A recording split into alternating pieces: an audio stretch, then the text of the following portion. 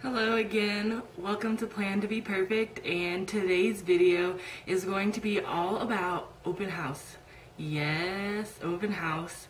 That's the day that you are acquainted with your students and their parents and families, and a lot of them are very excited to meet you. Some of them maybe not, but it's a very nerve-wracking day for me, just because giving that first impression is very important, and I'm sure that it is for you as well. So I just have a few tips today of how to make it through open house and to have a successful one. And I'm sure that most of you may do a lot of these things or some of them, but this may be helpful to people that are first year teachers or people that maybe didn't think of some of these things. So without further adu, here are just a few tips on how to have a successful open house. So the first thing that you need to realize about open house is that you are meeting a lot of different kinds of families. You have some people that the kids are there by themselves, and maybe their parents are busy and they got to ride with their friends, and they just really are excited, sometimes secretly excited, to meet their teachers, and so they come by themselves. And so you have to remember that you may or may not, if you send something home, it may or may not actually get to their parents. So you do want to keep that in mind while planning for open house. You're going to have some families who you have relatives that are bringing them because the parent is at work or they're not able to for whatever reason, and sometimes that relative may pass on the information that you have asked them to, and sometimes they may not. So you have to keep that in mind, that there's no guarantee that the information will be relayed to the parents. So you also have some families where the parents are very interested and they're present, but the student is running the show because they're super excited about school. That was probably me when I was in school. But you will have some like that, and everything that you give them they'll probably keep, and they'll remember, and they'll remind you that you said that. But you'll have students like that, so those kids want you to give them something. Sometimes it's like they're coming to open house for more information of what their first day is going to be like and what their year is going to be like. And so if you give nothing, then it's kind of like a disappointment. At least for me it was. When I went to open house, or if there was an event like that at school and I didn't get any extra information, I was kind of disappointed because I wanted to think about what my first day of school would be like. So there will be kids like that, and then you'll have some kids whose parents are very, very, very involved, and they also want the information, and the more information the better. And there are some that the information overwhelms them. So you kind of had to find a good balance at open house, and that's why I kind of layer my open house, meaning that I use about 4 desks, and there are basically 4 different progressions you can do. And for those people that just want to sign in and say hi, the sign-in sheet is the first thing, and then we move along. And if you just want to know what supplies you need, that's the next station, which I'll explain in a minute. And then if you want to move on a little more, there's a letter that tells you about me and my personal life or information and where I went to college and things like that. And so the people that want that type of information, they can have that. And then finally, I have usually some sort of syllabus, or for my 9th grade class that I taught last year, I actually had the college type of syllabus where you had all of your assignments listed out and the dates they were due for the whole not semester, we did quarter. So I had that. So with that, I was kind of trying to meet the needs of all the different types of families that we would have. And so just to give you a little bit of advice on how to set that up and how to basically differentiate before school even starts. So the first thing that I make sure that I do for open house, which is probably going to sound small, but I think it actually makes a big difference, and that is that I kind of put everything towards the door. And the reason that I do that is because I think, you may not believe this, but a lot of times the students and the parents are sometimes nervous to meet the teachers. And I've noticed this firsthand that sometimes they're a little intimidated by going in, especially if no one else is in the room. They're a little intimidated by, coming into your room and, making conversation. I'm not really sure what it is because I don't feel like I'm that intimidating, but I've noticed that some people do feel that way when they come in. So what I do is I put the sign-in sheet on the first desk right by the door, and I'll have a sign that says please sign in,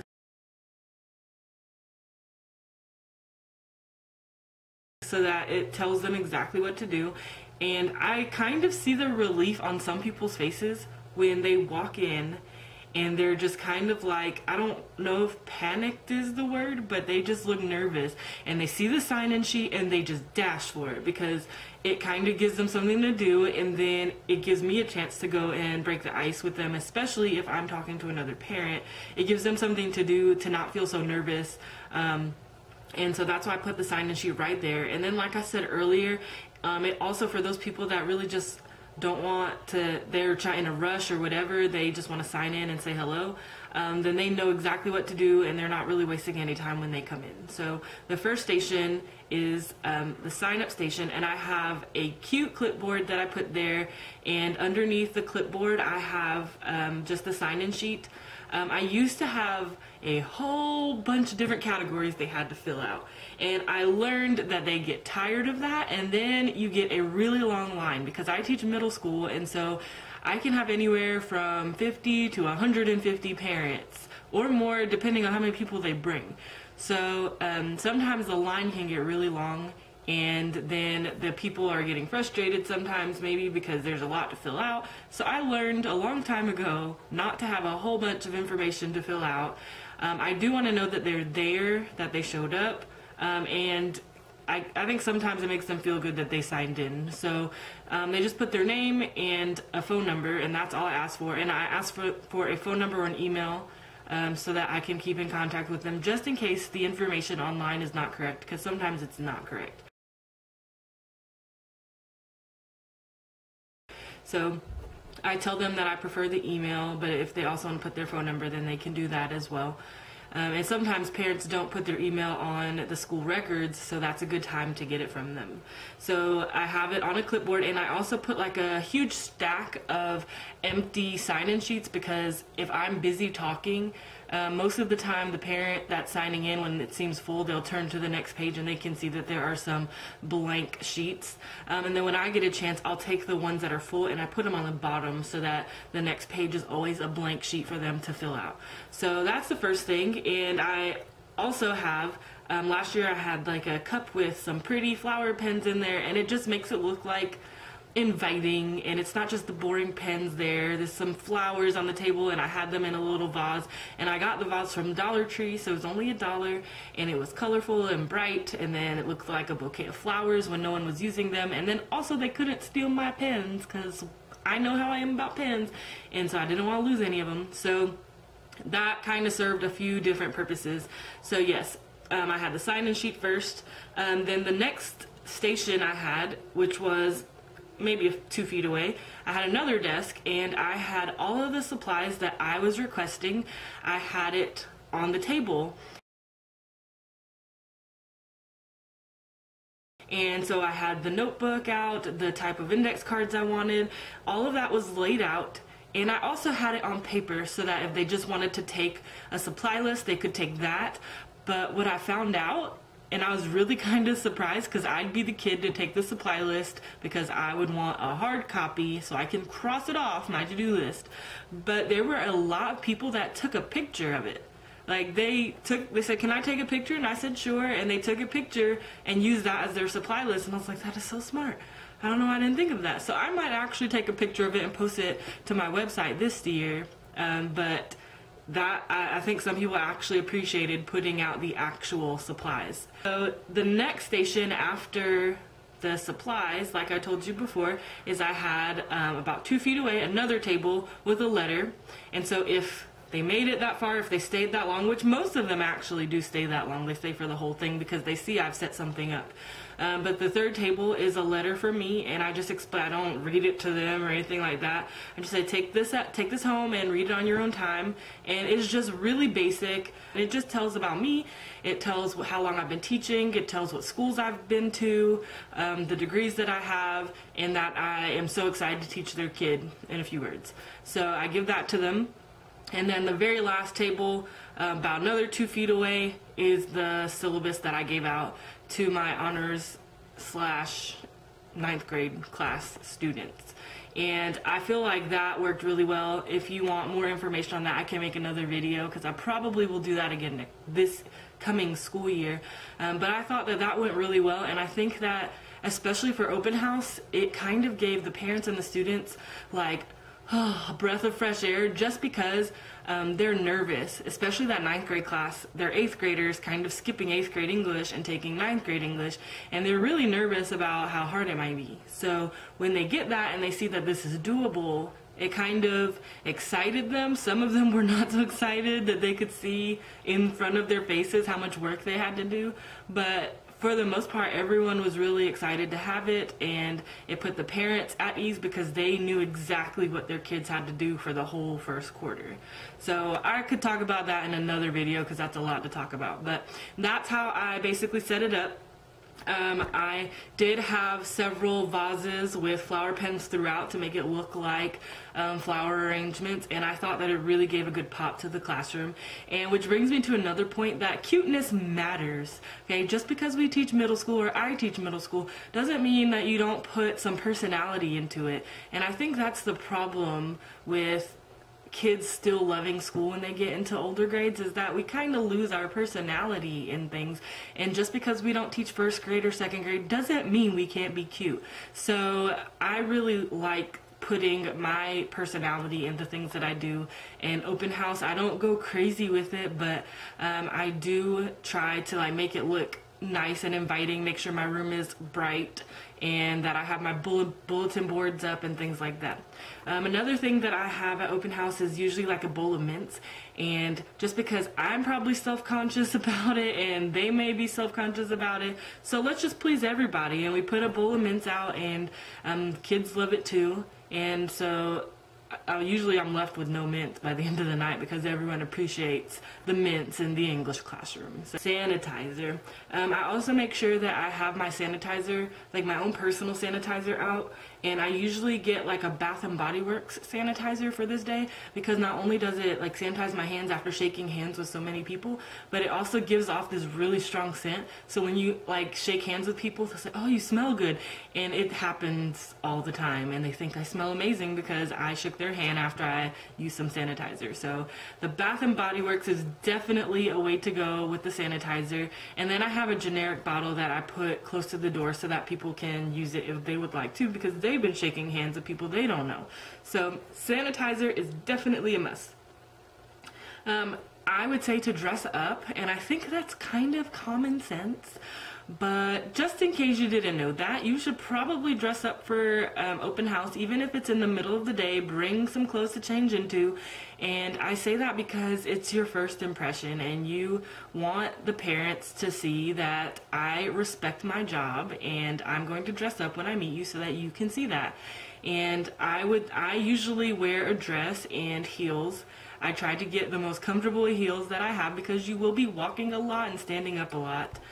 The dresses that I usually pick are usually dresses that I don't have to like pull out or tug at, because that gets old.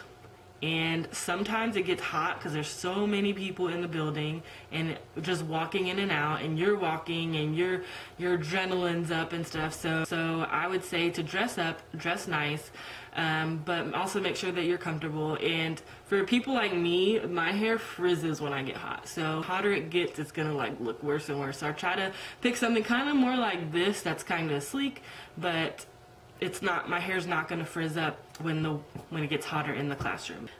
Another big thing that seems really simple is to smile. Smile. Practice this.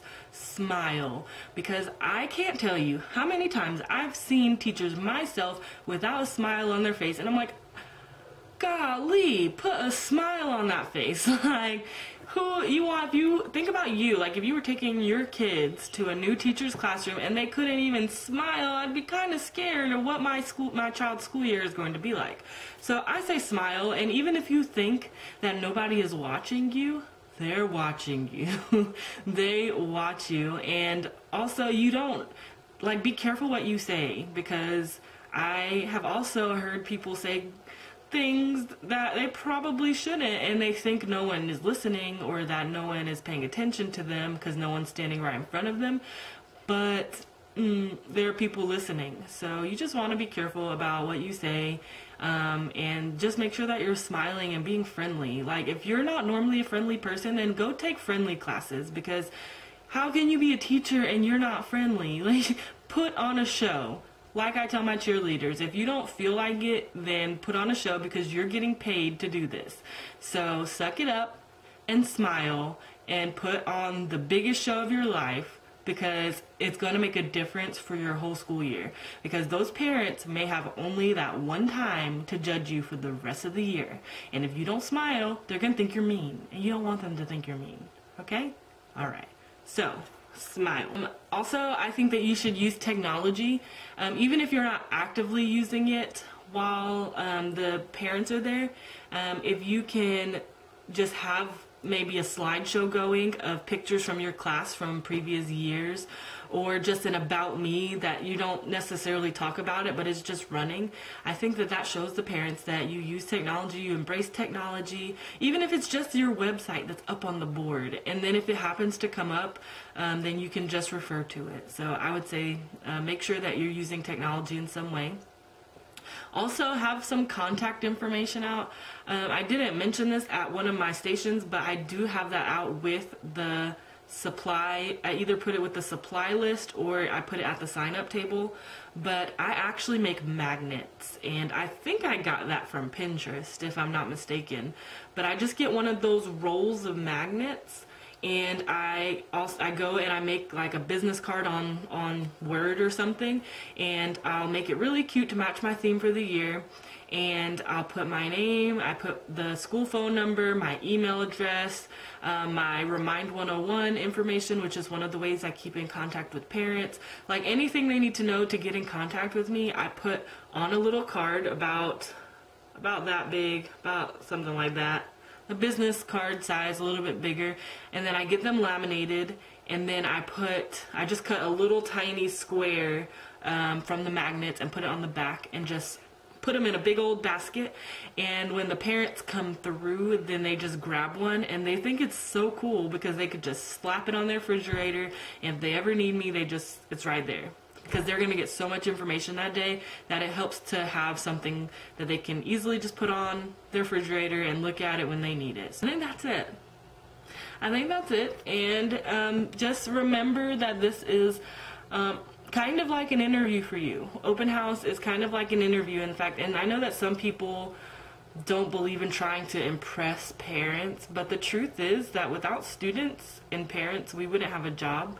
And I'm not saying that you bend over backwards just to suck up or anything like that, but you always want your best representation. You want your best foot forward.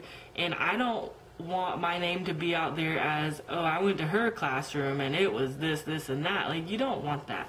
So just remember that. And I know I'm talking from the perspective of a middle school teacher, and if you're elementary school, I'm sure open house is a lot different and a lot more involved, and so I might need to do a collab video with somebody for that. So if you're interested, hit me up. I'll do a collab with you. But I'm talking more from the middle school standpoint, when you have maybe close to 1 to 200 people visiting your room, and it can get kind of crazy. So just remember that. Keep your best foot forward, smile, and have fun. Yes. And keep that open house perfect. Until next time, stay perfect.